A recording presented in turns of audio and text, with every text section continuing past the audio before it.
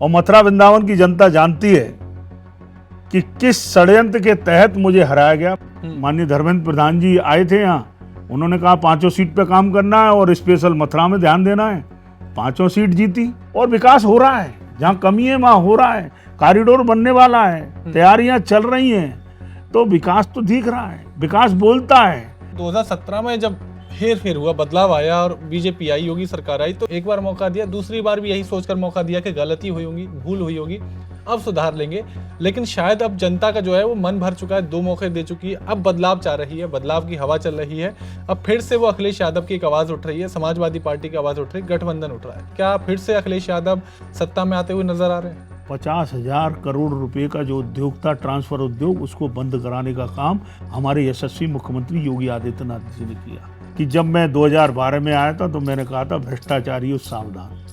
आपने भ्रष्टाचार की बात करी, रिश्वतखोरी की बात करी। अगर मैं बात करूं, वरिष्ठ नेता हैं, मथुरा की बात करें, आरएलडी से कुंवर नरेंद्र है, तो वो उन्होंने खुद कहा जितनी रिश्वतखोरी भारतीय जनता पार्टी की सरकार में, योगी सरकार में, उतनी मैंने रिश्वतखोरी आज तक देखी नहीं। वो खुद इस बात का दावा करते हैं। हमारे जिलाध्यक्ष हैं, हमारे जिले के पदाधिकारी हैं, हमारे मंडल के पदाधिकारी हैं, हमारे सेक्टर के प्रभारी हैं, हमारे बूथ के प्रभारी हैं, सभी लोग पूरी तन्मयता से भारतीय जनता पार्टी को 2027 में पूर्ण बहुमत की सरकार बनाने के लिए तत्पर है। जी, थोड़ा सा इतिहास की तरफ चल लेते हैं, 2012 की बात कर लेते हैं। चुनिंदा कुछ वोटों से हार रही, क्या कारण रहा कि हार रही? और अगर 2027 की बात करें तो क्या सुधार लगा कि इतने लंबे समय के बाद क्या परिवर्तन लाए आप?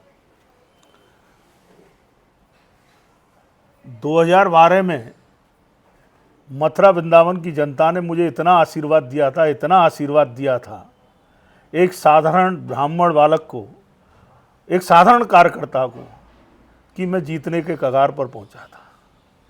और मथुरा वृंदावन की जनता जानती है कि किस षड्यंत्र के तहत मुझे हराया गया। मात्र 500 वोट, और जिसमें से मेरी पोस्टल वोट 1200 वोट गिनी नहीं गई। लेकिन भारतीय जनता पार्टी का मैं प्रामाणिक कार्यकर्ता हूं, और मेरी पार्टी जब जो मुझे आदेश देती है मेरी भूमिका वैसी ही बनती है, और मैं उस भूमिका का निर्वहन करता हूं। पार्टी ने मुझे कहा चुनाव लड़ना है तो मैं चुनाव लड़ा, और उसके बाद पार्टी ने मुझे जो जो जिम्मेदारी दी उसको एक कर्तव्य मानते हुए पूरी दृढ़ता से मैंने उन जिम्मेदारियों को निभाया है।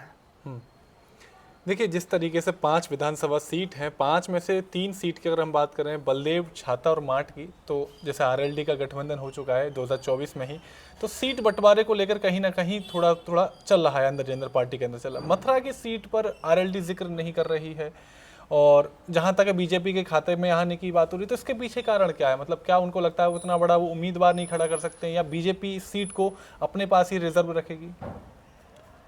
वैसे तो ये विषय हमारे शीर्ष नेतृत्व का है, लेकिन मेरा मानना है क्योंकि हम 5 सीट जीते हैं और दोबारा 2027 में भी हम 5 सीट जीतने वाले हैं जी। अब ऊपर वाले क्या निर्णय करते हैं, जो निर्णय होगा वो मान्य होगा, लेकिन मुझे लगता नहीं कि मथुरा की कोई भी सीट जाने की स्थिति में है।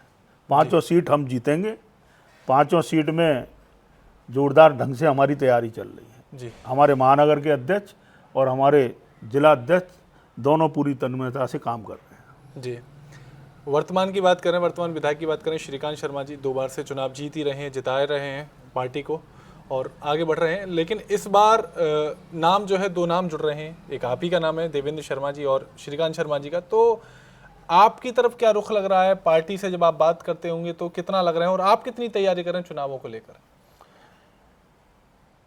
मैंने आपसे पहले ही कहा कि मैं प्रामाणिक कार्यकर्ता हूं, और मेरी भूमिका पार्टी तय करती है।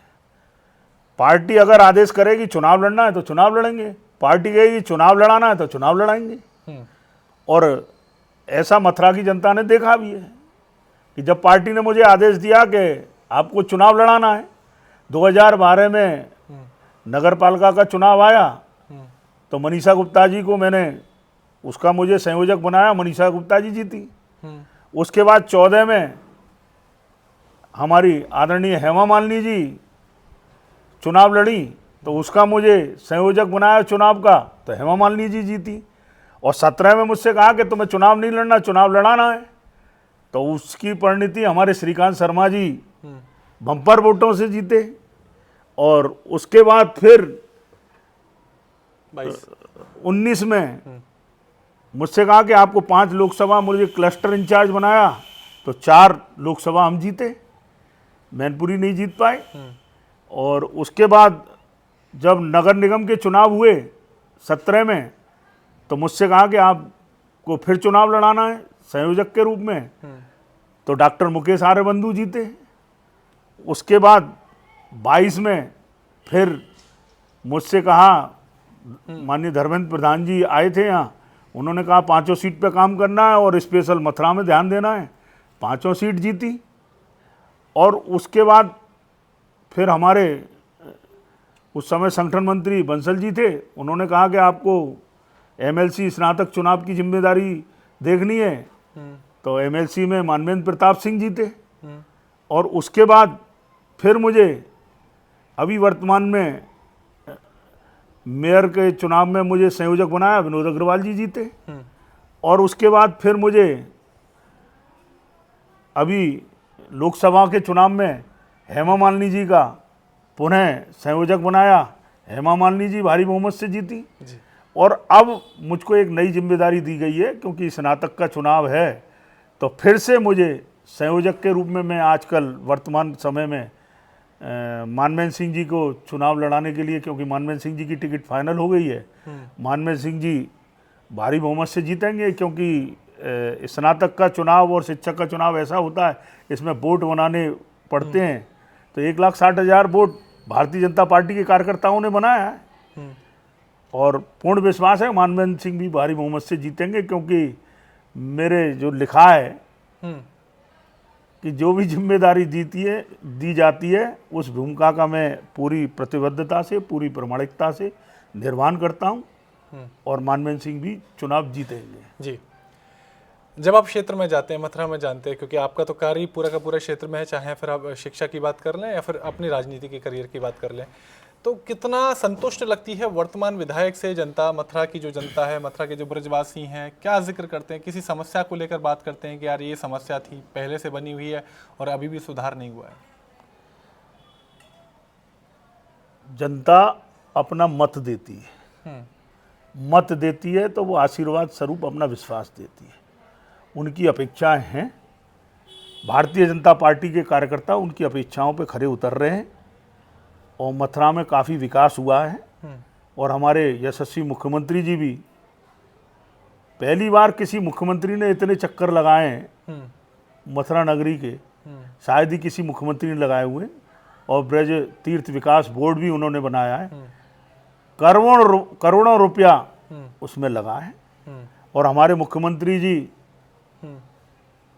आम जनता के प्रति तो संवेदनशील हैं, क्योंकि मुझे बाल आयोग 17 नवंबर 2021 में बाल आयोग का चेयरमैन मैं बना, और उनके साथ मुझे जब नज़दीकता आई और काम करने का मौका मिला, तो मैंने देखा कि हमारे मुख्यमंत्री जी एक संवेदनशील, बच्चों के प्रति भी उनकी संवेदना रहती है। और जब बच्चे कोरोना में, जिन बच्चों के माँ बाप चले गए, ऐसे बच्चों को इनकी चिंता कौन करे, बच्चे अनाथ हो गए, उनकी चिंता करने का काम हमारी सरकार कर रही है। मुख्यमंत्री बाल सेवा योजना के तहत 4,000 रुपया ऐसे बच्चों को दिया जा रहा है। दूसरा, मार्च 2020 के बाद जिन बच्चों के माता या पिता कोई भी चला गया हो, ऐसे बच्चों को मुख्यमंत्री बाल सामान्य योजना के तहत 2,500 रुपया दिया जा रहा है।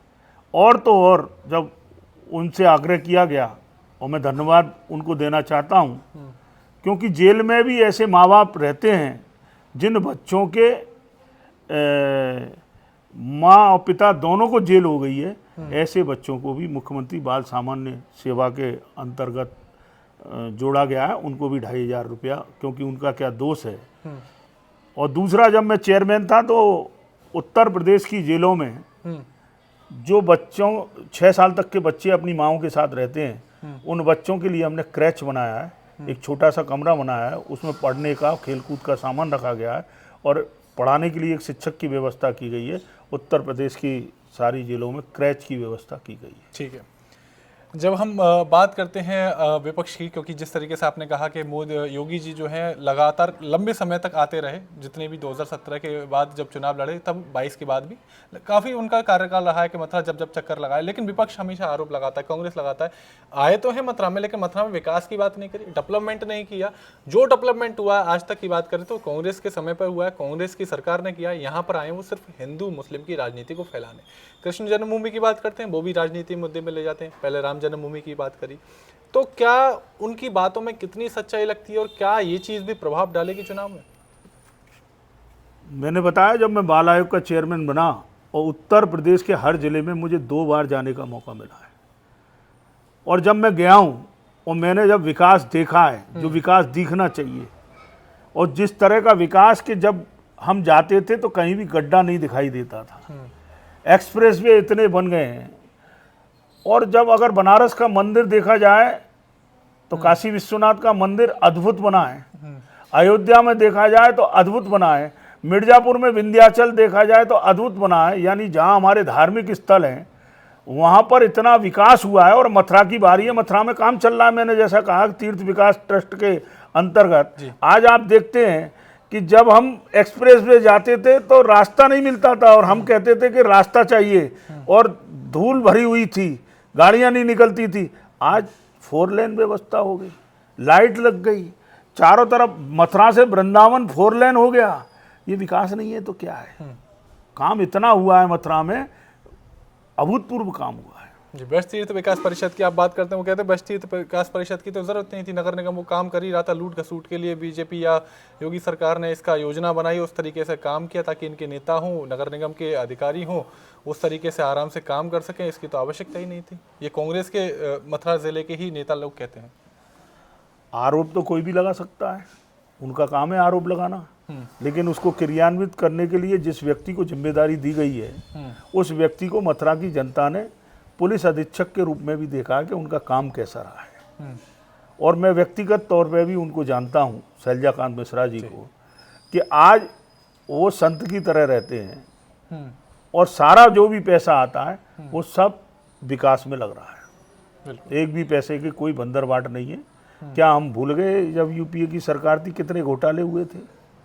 लेकिन हम चर्चा उनकी नहीं, हम पॉजिटिव बोलना चाहते हैं कि मथुरा में आज चारों तरफ, चाहे आप गोवर्धन 4 लेन बन गया, मथुरा से गोवर्धन, आज वहाँ की व्यवस्था देख लीजिए आप। हमारे जितने भी तीर्थ स्थल हैं मथुरा के, वहाँ की व्यवस्था देख लीजिए। और विकास हो रहा है, जहाँ कमी है वहाँ हो रहा है, कॉरिडोर बनने वाला है, तैयारियाँ चल रही हैं, तो विकास तो दिख रहा है, विकास बोलता है। अरे बच्चों की बात मैं करता हूँ, जब मैं यहाँ पर जब मैं गया था, बच्चों की जेल जो है, और जब तो बच्चों की खुजली मची हुई थी, बच्चे सड़ रहे थे, जेल में पानी टपक रहा था ऊपर कपड़ों में, कोई व्यवस्था नहीं थी। हॉल बनाया गया। आज बच्चों की जेल आप देख कर आइए तो आपका मन प्रसन्न हो जाएगा, अनाथालय देख कर आइए आपका मन प्रसन्न हो जाएगा। उसके बाद चैतन्य विहार में जो विधवा आश्रम था, अब तो बड़ा विधवा आश्रम बन गया है, मैंने उन माताओं को वहाँ पर शिफ्ट करा के वहाँ 3 करोड़ रुपए से छात्राओं के लिए बना हुआ है, एक अद्भुत बना है, आप देख कर आइए। और वहाँ पर छात्राएं, और ये दूसरा स्थान है, लखनऊ में स्थान है और एक नोएडा में है, लेकिन मथुरा में जो स्थान बना है उसका दूसरा नंबर है। यहाँ पर 500 बेटियों के रहने की व्यवस्था, जो बेटी उसमें रहती हैं, अपचारी बेटी रहती हैं, वैसी रहती हैं, उन बेटियों के, और आज बेटियां रह रही हैं वहाँ पर। आप देख कर आइए कितनी बढ़िया व्यवस्था। 3.5 एकड़ ज़मीन हमने जो विधवा आश्रम है कृष्णा कुटीर के बराबर में नगर निगम से आग्रह किया था पिछले बोर्ड से, तो सबने पास करके दी। और जब चहल साहब यहाँ डीएम थे तो हमने उनसे कहा, तो आज वहाँ पर भी पैसा आ गया है और उत्तर प्रदेश की सबसे बड़ी बच्चों की जेल बनने जा रही है। काम चल रहा है जी। आपने देखा उत्तर प्रदेश में, मथुरा से ही मैंने आगाज किया कि आज छोटे छोटे बच्चे जो नशे की लत में पड़े हुए हैं, और जिन बच्चों का हम, जो लोग अकूट केवल उनका उद्देश्य पैसा कमाना है, नारकोटिक्स विभाग और बाल आयोग दोनों का जॉइंट एक्शन प्लान बनाया हमने, एक युद्ध नशे के विरुद्ध। और पूरे उत्तर प्रदेश में उसका आगाज हमने किया, गोष्ठियां कराई हमने, उसकी जन जागरण, क्योंकि बाल आयोग का काम था जन जागरण करना। और हमने जब तय किया और 1 वर्ष के अंदर सरकार के साथ बैठकर जब बात हुई तो 1 वर्ष के अंदर हजारों लोग जेल के शिकंजों में पहुंच गए जो नशे के कारोबारी थे। लाखों रुपए की ड्रग्स 1 साल के अंदर नष्ट की गई। यह अभूतपूर्व काम हुआ और आज भी हमारे मुख्यमंत्री जी नशे के कारोबारियों पर पूरी लगाम, माफिया पर पूरी लगाम, कानून का राज आज उत्तर प्रदेश में चल रहा है। ठीक है, देखिए जब हम समाजवादी पार्टी की बात करते हैं, दूसरी बड़ी सबसे बड़ी पार्टी है उत्तर प्रदेश की बात करें, अखिलेश यादव एक बड़े चेहरे हैं, लोकप्रिय चेहरे भी रहते हैं, काफ़ी युवाओं की पसंद भी रहते हैं। जिस तरीके से बताया जाता है कि 2017 में जब हेर फेर हुआ, बदलाव आया और बीजेपी आई, योगी सरकार आई, तो लोगों के मन में ये था कि एक पार्टी जो आ रही है, उभर के आ रही है, युवाओं की बात करिए, बेरोजगारी की बात करिए, एक मौका दे के देख लेते हैं। एक बार मौका दिया, दूसरी बार भी यही सोचकर मौका दिया कि गलती हुई होगी, भूल हुई होगी, अब सुधार लेंगे। लेकिन शायद अब जनता का जो है वो मन भर चुका है, 2 मौके दे चुकी है, अब बदलाव चाह रही है, बदलाव की हवा चल रही है। अब फिर से वो अखिलेश यादव की एक आवाज़ उठ रही है, समाजवादी पार्टी की आवाज़ उठ रही है, गठबंधन उठ रहा है। तो क्या लगता है कि जितने सारे वो काफ़ी सारे मुद्दे गिनाते हैं, काफ़ी सारे आरोप है, चाहे पुलिस की बात करें, बुलडोजर की बात करें, ईडी सीबीआई की बात करें, ईवीएम की बात करें, तो क्या बदलाव की रुख लग रही है? क्या फिर से अखिलेश यादव सत्ता में आते हुए नजर आ रहे हैं? उत्तर प्रदेश को उत्तम प्रदेश बनाने के लिए ऐसा मुख्यमंत्री पहली बार मिला है जो केवल हर जिले में जा जाकर, ऐसा कोई जिला ना होगा जहां इन 10 वर्षों में महाराज जी के द्वारा कम से कम 20-20 दौरे कर दिए गए। एक एक चीज़ पर उनकी नज़र रहती है, एक एक चीज़ की उनको जानकारी रहती है। और आपको मैं छोटी सी बात बताता हूँ, पहले जो भी आज जाता था किसी का भी ट्रांसफ़र करने के लिए चला जाता था, आज नियम से ट्रांसफ़र होते हैं। अधिकारी को मालूम है कि अब मैं कैसे, अगर अच्छा काम करूँगा तो रहूँगा, नहीं तो ट्रांसफ़र हो जाएगा। 50,000 करोड़ रुपए का जो उद्योग था, ट्रांसफ़र उद्योग, उसको बंद कराने का काम हमारे यशस्वी मुख्यमंत्री योगी आदित्यनाथ जी ने किया। आज गरीब का बच्चा, जो पहले सूची बनती थी और वो सूची के द्वारा ही तय हो जाता था, आज गरीब का बच्चा भी मेहनत करता है, मेहनत से पढ़ता है तो उसकी नौकरी लगती है और उसको सार्वजनिक तौर पर नौकरी का प्रमाण पत्र मिलता है कि आपको यहाँ नौकरी लग गई। बच्चे को कितनी खुशी होती है, जो मेहनत करता है वो पाता है। आज कोई भेदभाव नहीं, समानता का भाव है। आज सबको सारी चीज़ें मिल रही हैं। मुझे नहीं लगता कोई बदलाव होगा और योगी जी की सरकार 27 में दोबारा बनेगी। ठीक है, कोई बदलाव नहीं दिखाई दे रहा है, लेकिन एक बदलाव जो लग रहा है कि मथुरा की जनता या आपके मन की कहीं ना कहीं उम्मीद तो रहेगी कि 2027 में मथुरा की विधानसभा सीट पर अगर देवेंद्र शर्मा जी प्रत्याशी के रूप में चुने जाते हैं और जीत दर्ज करते हैं, तो कौन सी आपको लगता है कि निजी समस्याएं, निजी परेशानी मथुरा की जनता ब्रजवासी को हो रही है, इस चीज़ में मैं बदलाव करूँगा, ये सुधार करूँगा? मैंने पहले ही कहा कि भारतीय जनता पार्टी का मैं प्रतिबद्ध विचार पर चलने वाला कार्यकर्ता हूँ। विचार के लिए जीता हूँ, विचार के लिए मरता हूँ। मेरी कोई महत्वाकांक्षा नहीं है। जो जो पार्टी मेरी भूमिका तय करेगी उस भूमिका में मैं रहूँगा। रही बात ये कि जब मैं 2012 में आया था तो मैंने कहा था भ्रष्टाचारियों सावधान, और मेरी लड़ाई भ्रष्टाचार के खिलाफ हमेशा रही है, रहेगी। और उस लड़ाई में हमारे यशस्वी मुख्यमंत्री योगी आदित्यनाथ जी भी पूरी तन्मयता से निभा रहे हैं और ये हमारे लिए गौरव की बात है। आपने भ्रष्टाचार की बात करी, रिश्वतखोरी की बात करें, अगर मैं बात करूं, वरिष्ठ नेता हैं मथुरा की बात करें, आरएलडी से कुंवर नरेंद्र है, तो वो उन्होंने खुद कहा कि मैंने मायावती, इंदिरा गांधी और कांग्रेस से लेकर हर पार्टी का ज़माना देखा, हर पार्टी का काल देखा, लेकिन जितनी रिश्वतखोरी भारतीय जनता पार्टी की सरकार में, योगी सरकार में, उतनी मैंने रिश्वतखोरी आज तक देखी नहीं। वो खुद इस बात का दावा करते हैं। तो मतलब जब वो खुद ही आपके समर्थक पार्टी में है, आरएलडी का साथ गठबंधन है, तो वो मतलब किस आधार पर फिर इस तरीके की जो बातों को रख रहे हैं? जिनका जो काम है वो काम करेंगे। हमारा जो काम है, हमें ईमानदार रहना है और ईमानदारी झलकती है। अगर 3 वर्ष के बाद जब मैं लौट कर आया, जैसा मथुरा के लोगों ने मुझे भेजा था लखनऊ, और लौट कर आया, तो वो मेरी प्रामाणिकता दिखाई देती है। मैं उस बात को मैं ना पढ़ना चाहता।